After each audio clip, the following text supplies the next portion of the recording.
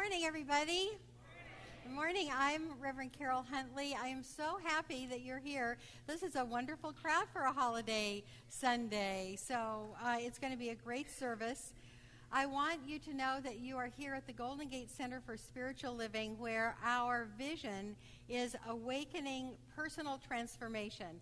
And by that we mean one by one, people become conscious of the truth that we're all brothers and sisters. We're all one, and we can we can accept the blessings of the life that we dream for ourselves. So that's the part of awakening. And then our mission is teaching tools for positive change. So we tell you how, and examples from how we've done it. So it's a very practical place that you are here in today. And before my message, we have one of the most wonderful things that happens in a spiritual community, and that is we are accepting new family members today. And so this is a ceremony that is the culmination of the kind of decisions that Andoni sang about, and we're so happy to have new family with us. So would the people who are accepting membership today, would you just come right up and stand in front of the altar? And I'm also going to invite our president, our dear Gail Durkin. Look at you, sweethearts. Yes, let's give them the first applause.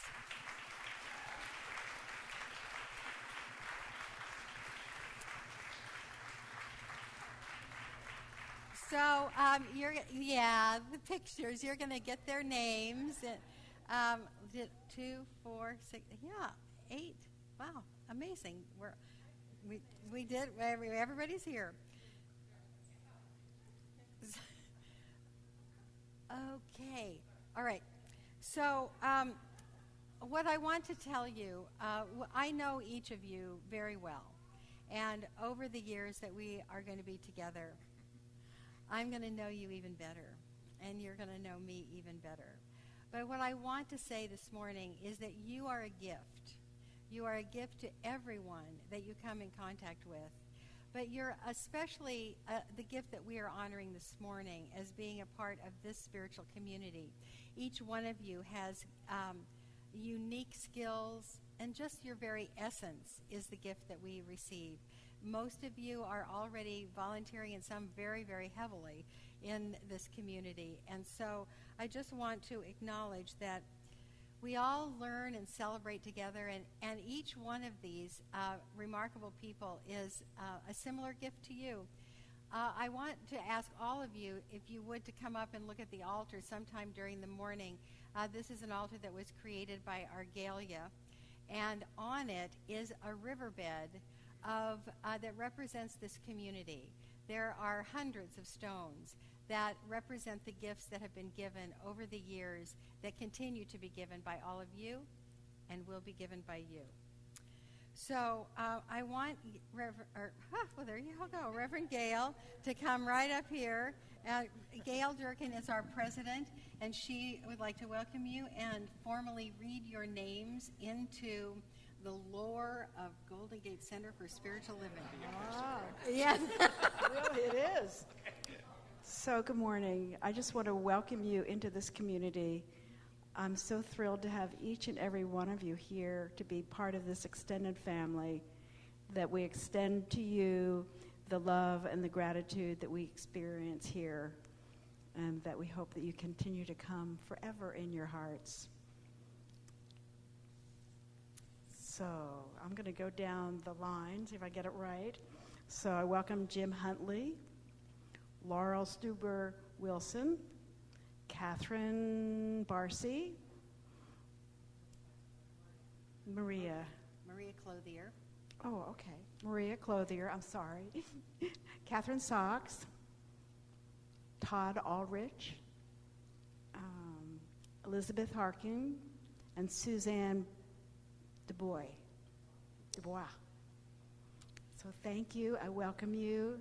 I hope that you find this community to be your home, that serves you, supports you, inspires you, and makes you filled with joy in your hearts. So thank you for stepping forth and becoming a part of this family.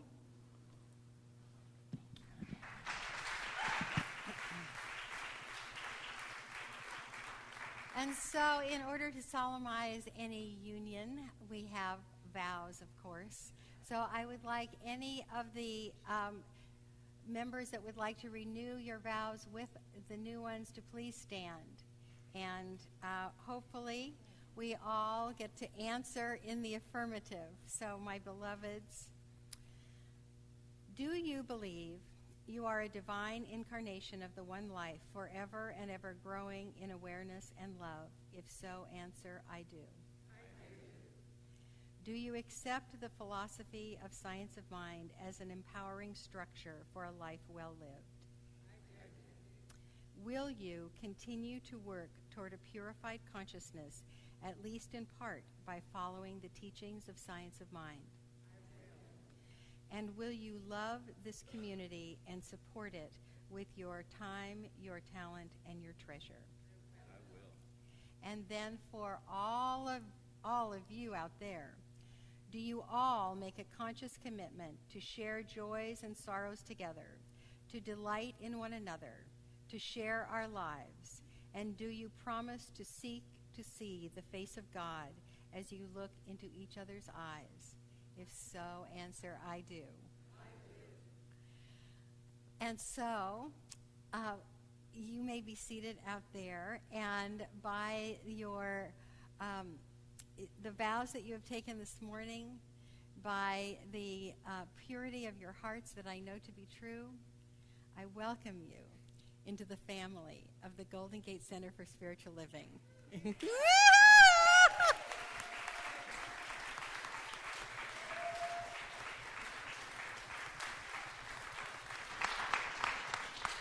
And so, as each of you did when you joined this community, each one of these precious beings has a gift that many gifts, but they've tried to get it down to one word, and some of them have struggled with getting it down to one word. This is on a rock that they will place in the riverbed of this community. So just say your name and what you bring. Jim Huntley, integrity. Laurel Wilson, connection. Catherine Barcy, creativity. Maria Clothier, compassion. Catherine Sachs, enthusiasm. Todd Aldrich, inspiration. Sorry. Elizabeth Hakim, insight. Suzanne Dubois, integrity. And so, my darlings, if you would place your stone on the riverbed of this community and feel yourself to be a part of all that has come before you, and also to accept being a part of all that is to come for all of us. Welcome these new beloveds once again.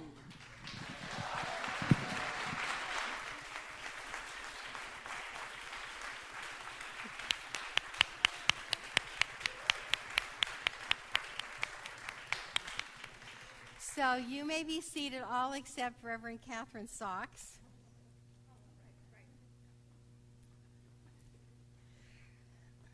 So the other piece of this Sunday that is special is that this is our first Friendship Sunday, which is going to fall on every fifth Sunday of the year, fifth Sunday of the month of the year. And Reverend Catherine Sachs is the new lead of the membership division of our core council. So she'd like to welcome all the guests and friends. Oh, good morning, everyone. Happy Friendship Sunday. Hey, does anyone have a flower out there? Raise those flowers if you've got them. A few people have them. Thank you. Yeah, well, we have more out there. On your way out, grab a flower. Thank you. This is a new idea, and we're going to be doing this forever and ever and ever and ever. Because you know what? The idea is that the best way to grow a community is through one by one, heart to heart to heart. And that's what this is all about. Because we are a loving community. When I first walked in the door here, not that many months ago, what drew me in were The smiles, the hugs, the love, the feeling of being truly welcomed. And I thought, this is who Golden Gate is. This is who, now I can say, we are. And so, in particular, on these fifth Sundays, what we'd like to do is start using our own love in ways to reach out and pull other people in. A new friend, a strayed friend, an old friend. Because we know that people come and go. We come for a while and we stray, we wander off and take another road for a while, and that's all well and good, but come on back and visit. As we say in the South, y'all come back now, yeah? Because there's always something more to learn. So that's what we're doing today, and that's what we'll be doing from this time forward on those fifth Sundays. That'll always be very special. So take a look around. Take a look at the people that you see. Take a look for the people that you no longer see and say, hey, where'd they go?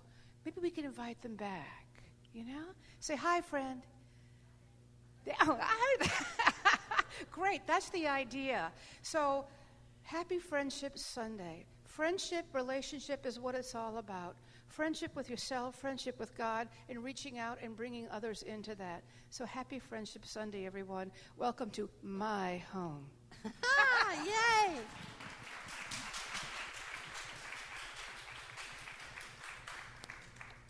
All right, so I think we have the perfect message for Friendship Sunday. It's pretty basic. Oopsie. I'll go. There we go. This is the theme for our whole year, a world that works for everyone. And actually, this moves in and through our entire denomination. Sunday services all around the world, actually, are doing the kind of same thing that we're doing today, although I think ours will be a little bit different. But a world that works for everyone really means that everybody we like and that we don't like, and everybody that we agree with and that we don't agree with, we want a world where everyone has plenty of all they need. And that means plenty of food and shelter and love. That's what we are working towards, and that's what those teaching tools for positive change bring us. It's a big job, but somebody's got to do it, right? So the May theme for our entire denomination that we're finishing up today is spiritual guidance and personal responsibility. I think two things that go together very, very well, that we receive divine guidance and then we got to do something with it, and that's the personal responsibility part. So every Sunday, there is a quote from one of those, the documents that really are the foundation of this philosophy. The quote today comes from the essay that Ernest Holmes wrote, our founder, when someone asked him, what is it that you believe, Ernest? And he wrote a pretty long paragraph about what we believe, ending with this quote. The quote is, we believe in our own soul, our own spirit, and our own destiny. And we understand that the life of all is God. So I don't know what other ministers are doing with this quote today, but I want to say that for me, this is a frustrating, confusing quote. Because Ernest Holmes uses those words, soul, spirit, and destiny, in all kinds of different ways. And it seems to me that this being the ending quote of this very empowering position statement of our philosophy, it's kind of a poetic sign-off because Ernest Holmes was a poet. So I know that some of us who have been in this community or this philosophy for a long, long time love to debate the difference between soul and spirit. And what is do we have one of each? And what goes with us when we die? And so it's confusing to me. I'm a very simple person. This confuses me, and so I thought I'd start by talking about spiritual confusion. Because what happens to all of us at one time or another is that we hear something in a talk that we thought we liked the place. We thought we believed it. And then we hear something and we go, wow, that makes absolutely no sense to me. Maybe I don't believe this at all. And we do what the founder of this particular community, Dr. Lloyd Tupper, says, we throw the baby out with the bathwater. We say, I don't understand the problem of evil, and I don't understand how those people describe it, so I must not believe in this. Or I really don't understand the virgin birth. What good is that? And so throw that out. Or this is a big one for a lot of people, how could God have allowed this to happen, whatever this is? I don't understand it. If God is loving, how does this happen? And so we throw the baby out with the bathwater and say, I guess I don't believe this anyway. And so what I want to beg you to do, is to not be sidetracked by confusion. Because I don't understand this. And I've been the minister here for 21 years. And I believe so strongly in the simple message, which is my talk, actually. It's simple, really. And that's why I think it's really good for Friendship Sunday. If some of you people are here and you really don't have any idea what we believe, it's really simple. And you don't need to get in a twit about what you're confused about. Because with the things that I'm going to say to you today, well, at least for me, and, you know, I'm the one that makes these talks, and so I obviously do them for myself, too. I do them for myself first. This gives me such a solid foundation. With every breath I take, with every thought I think, with everything that my eye falls upon, I can live with the simplicity that I want to share with you today. So it follows kind of on last week's message, which was about the Tao, which was living within one guiding principle. We've got a couple of guiding principles that I want to talk to you about today. Many of you have heard these guiding principles, but I hope that you will. You know, one of the things that happens, I think, with us is that when we hear the truth, it never gets boring. It never is like, oh, yeah, I've heard that before. It's kind of like there's a hum that happens with our soul, or maybe it's our spirit, on the inside, that we go, yeah, this feels right. This feels really right. So are you ready with me here? Okay, so the first simple concept is oneness encompasses all. So this means that there is no us and them. There's just us. If we all had that feeling of, oh, I'm going to go see some more of us wherever we go, we would be taking a step towards a world that works for everyone. There's no God and us. There is God as us, because there's only one life, and that life is God's life. And that life is perfect, whole, and complete. And that life is my life right now and your life right now and the same life of all the us's out there. The same life in all of your kitties and all of your plants and all of the people that were, the people that are coming in. It's all one life and it's all holy. And so we have this wonderful concept of multiplicity within the unity. That yes, there's lots and lots and lots of differences. I can think of something that is outside of my realm of understanding right now. And in some way, you are not. We are separated by these bodies that we have. And so it's easy to see the multiplicity, but the teaching is that within the multiplicity is the unity. And so for people who are different from me, I need to enlarge the unity to say, yeah, this is us. If someone is opposed to me, I need to enlarge the unity so that I can say, yep, this is one of us.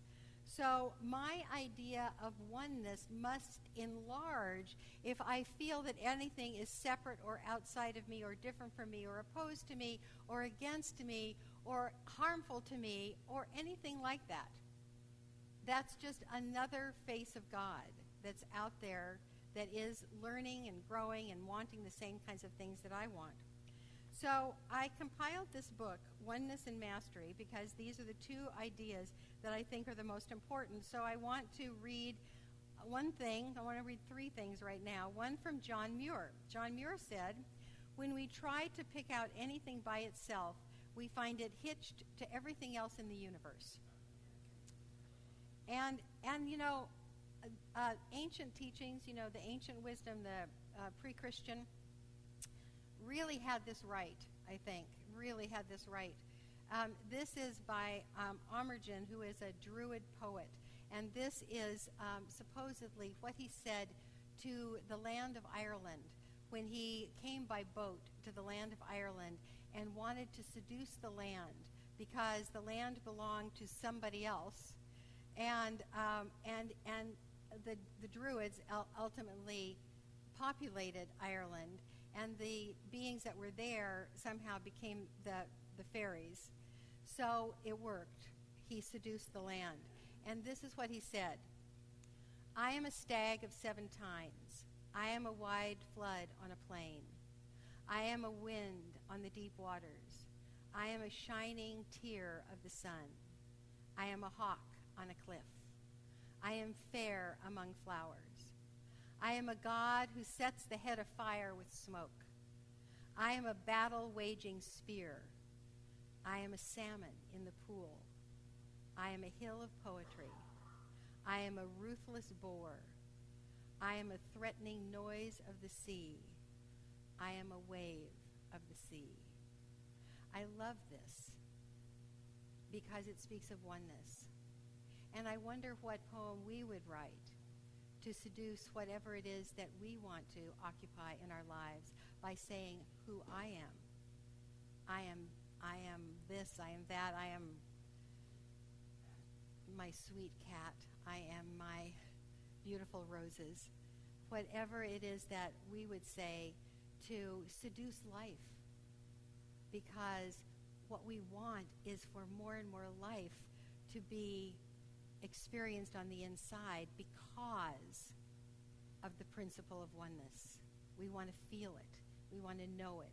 We want to experience it. And so the message is include, include, include, include.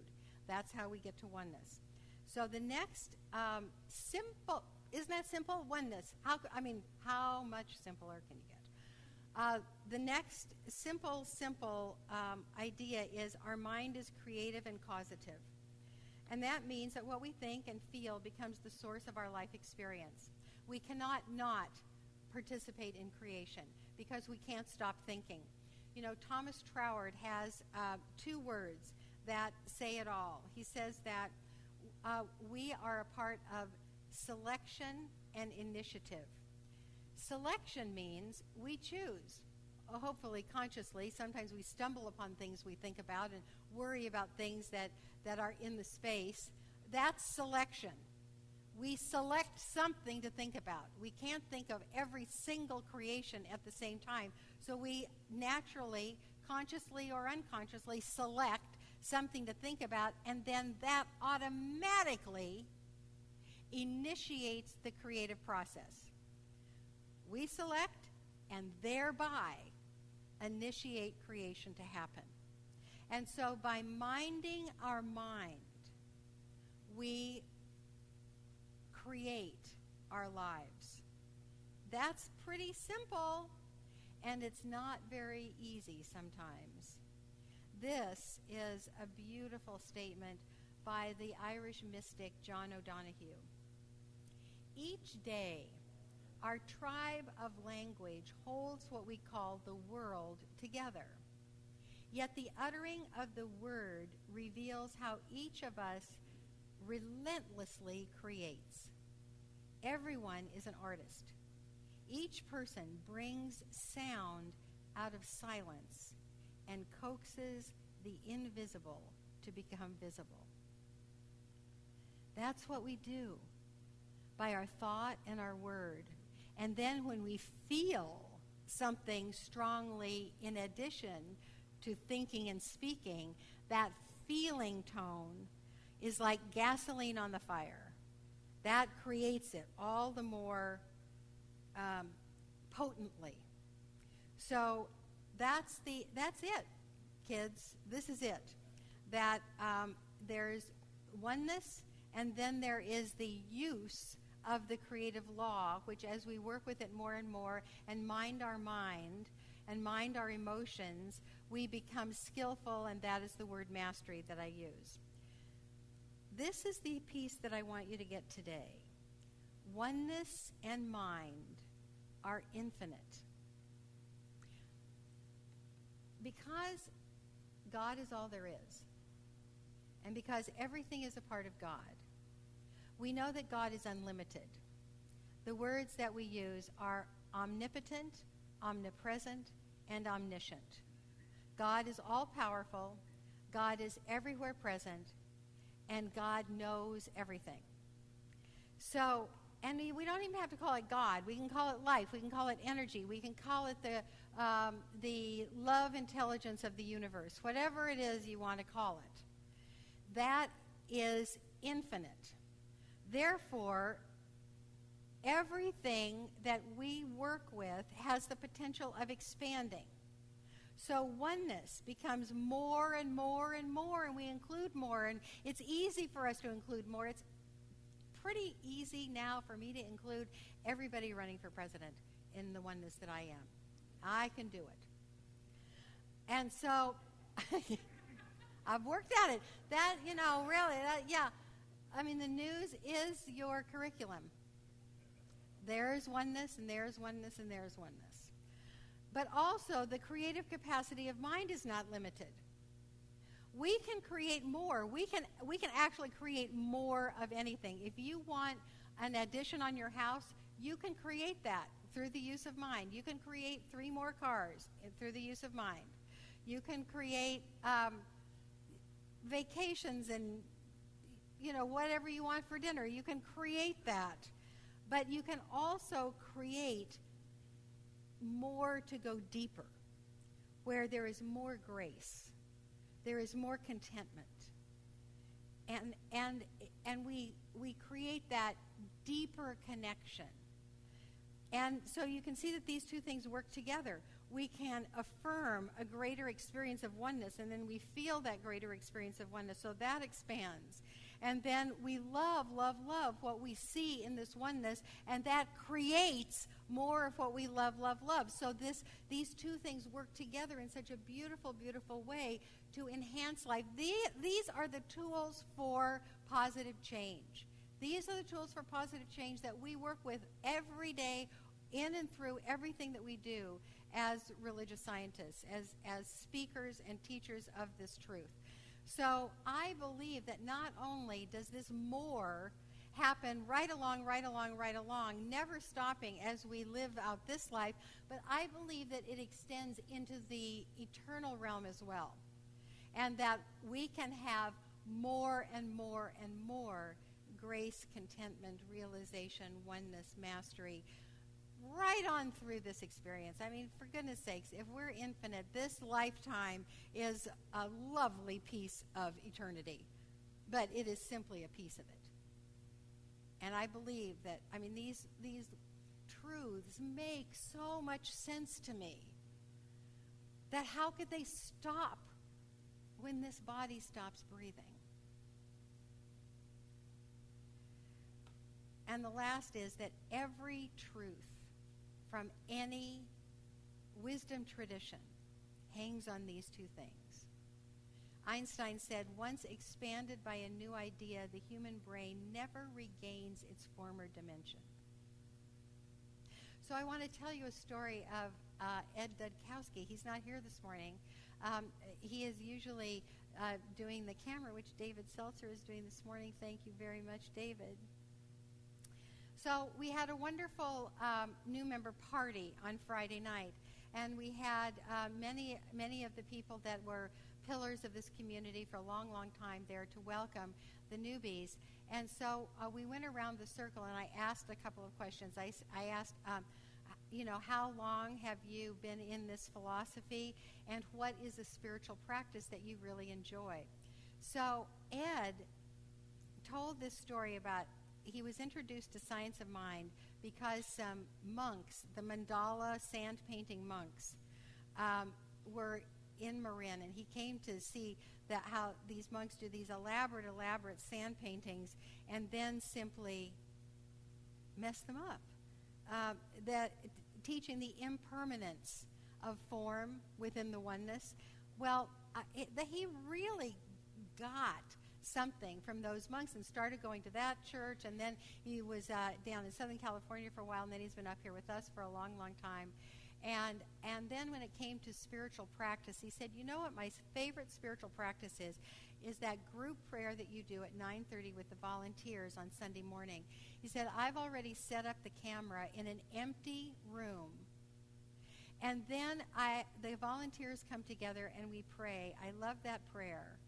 And then I see all of the community coming in. And then I see everybody going out and the chairs being put away. And then I think, was it Elizabeth Hakeem? Was it you? No, who was it that said, oh, it was Mary. It was Mary that said to Ed, well, that's just like the mandalas. That there's a creation, you witness the beauty, and then a dispersion. That's the truth. That is the truth of form in this earthly paradise. That we have them, and then they go. We have them, and then they go. We co-create them, and then we let them drift away. We co-create something else, and we let it drift away, and it's all within the oneness. So this is actually what happens in matters of love. You know, you have arguments, you increase your oneness. It happens in matters of business when you have competition or failure or success or whatever you have in business. You include that in the oneness. It's what happens in your health. You got cancer, you include that in the oneness. You know, it's pretty simple. It's what happens when you work with a practitioner. Your practitioner will say, what do you want? So you say what you want, and then your practitioner will talk about how that is already, what you want is already within the oneness. It's right there for you. It's already within the oneness. And that you can experience that by expanding the natural process of expansion. You can just include that in your idea of your oneness. And then the practitioner says, I am going to know this with you, and so together, your two individualized uses of the one divine mind select and initiate a new reality for you. That's exactly what we do over and over and over and over again. So we're finishing up this great, great month of spiritual guidance and personal responsibility. So what we do over and over and over and over again is we receive guidance from the one divine mind, because our mind, my mind, is one with God's mind. We're open to wisdom and nudging. Hopefully we're open to nudging so God doesn't have to hit us over the head. And then we accept. We accept, this is my path, I'm going to walk in it, and I'm going to learn the skills that I need for walking in this path, and that is taking personal responsibility. So I'm going to conclude now with a couple of applications of this, because, you know, I'm going to be gone for the next month, and so I received divine guidance that with all of the change of plans and, you know, trips and no trips and blah, blah, blah, I went over this before with you, that this was the divine guidance for me to take some time to not only take a tour of people to Cornwall, but to have several days for me to write my new book. That was my divine guidance. So within my personal responsibility is preparing Sunday for you all, because I'm not going to be here. So I have done my part, and I have scheduled this great lineup of speakers to speak on Let Go of Discord and Live in Harmony. And very next Sunday speaker is here. Reverend Catherine, would you please stand up? Catherine Revoir.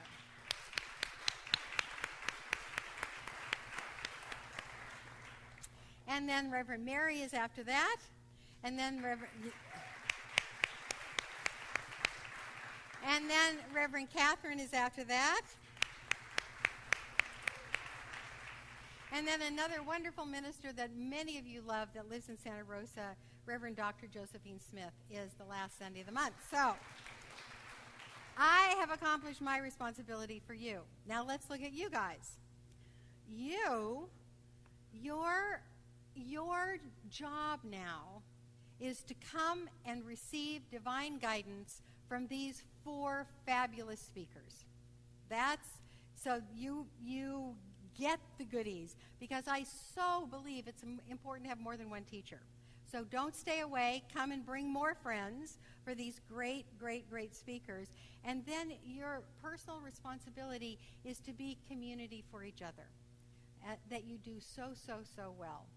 And then I will so be back the first Sunday of July, okay, with lots of stories to tell. So pulling this back to the principles that we talked about today. Very simple.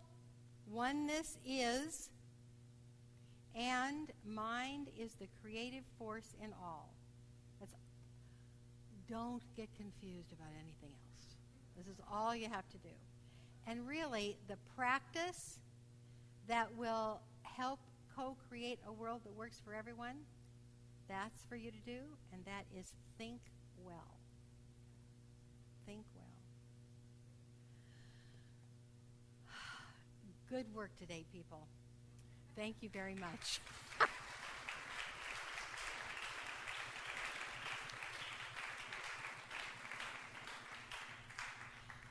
So inner work now.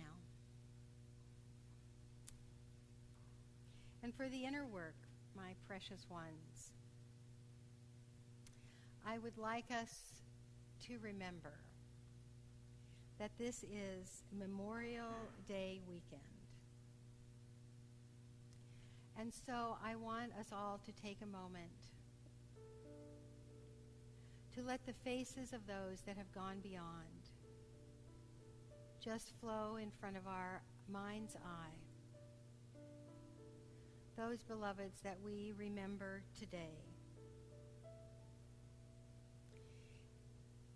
And although this holiday originated for remembering the warriors in our midst, I definitely want us to remember the warriors. I had a father in World War II and a grandfather in World War I. And I want us to remember all of the warriors in every way of life that are our people, that have gone through that veil to find the truth, that expansiveness extends beyond this life, that they are more and becoming more and more and more. And so we bless each and every one of our beloveds for the warrior that they were in their own experience of oneness. They chose some divine expression, and in one way or another, they gave their life for it. They chose an expression and gave their life for it. What a lesson for each one of us to choose consciously what we give our precious earthly life for, because we are doing that every single day. And so in this moment of remembrance, and when we remember those that have gone on before us, there's always the lesson of right choice in a limited life. Because this life will have that light extinguished as the great light emerges going home. And so this life, we make choices to make the most of it, giving our life in the wisest, most loving, most complete way that we possibly can. Remembering the beloveds that have gone on before, holding them comfortably in our heart, holding our own life comfortably in our heart. And then a nod, of course, to those coming in, those precious ones who are fixing to pack their bags to come to earth, blessing those souls or spirits. knowing all is well with us. And so it is. Amen.